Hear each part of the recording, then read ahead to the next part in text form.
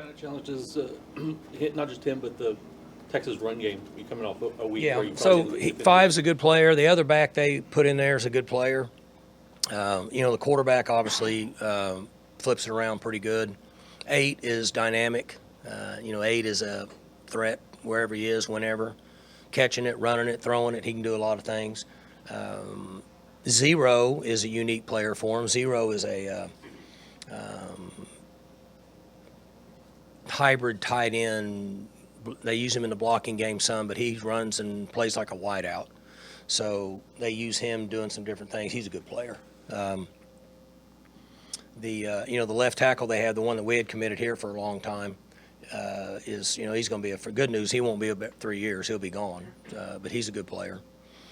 So they look kind of like what they have. I mean, they're always going to have a couple wideouts that can burn 4-4 and run it. They've always had 5-star running backs. This quarterback throws it around pretty good. Talk a little bit about Texas offense. Mm-hmm. Talk a little bit about their defense and how you feel they're playing. They're the same every year, right? They're big up front. They don't play with small guys. They don't play with undersized guys.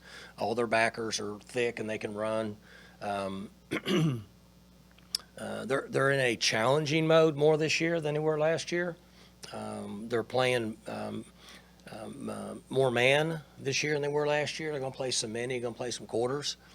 But they're playing with NFL guys on defense. I mean, it's the same thing they've always played with. I'm sorry, Mike. Does Saturday at all feel like an elimination game in terms of Big 12 contention? I don't think so. I think you got to keep playing.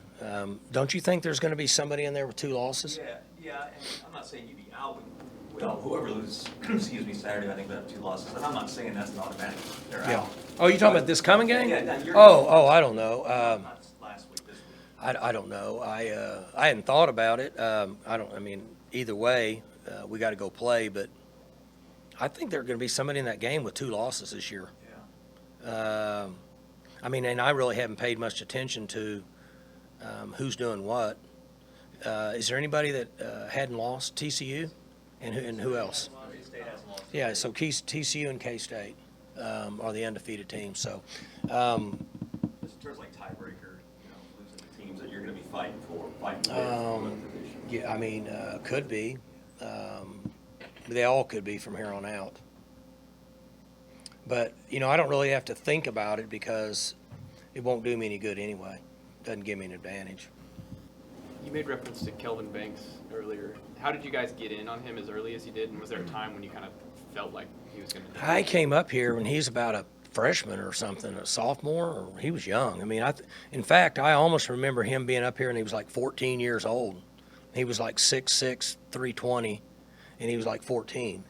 And coming to my office with his family, his mom and dad, and then he came back again, and then they committed. They loved it here, and so on and so forth, and then Texas got him from us at the end. That's the best I remember. For more information, you can visit TulsaWorld.com.